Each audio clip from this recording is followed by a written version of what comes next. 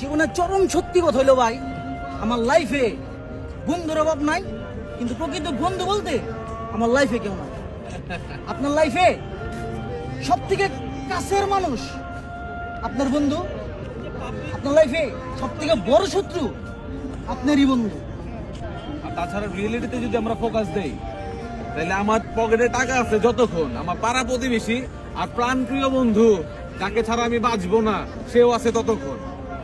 আমি আমার সবচেয়ে ঘনিষ্ঠ বন্ধুর কাছ থেকে সব থেকে বড় আঘাত পাইছি ভাই, যে কিনা আমারে ছাড়া 1 মিনিট চলতে পারতো না, সামান্য হুন্ডার কারণে, আরেকটা 2 দিনের পরিচয় একটা ফ্রেন্ডের কারণে সে আমার লগে পোল্টি মেরে দিছে।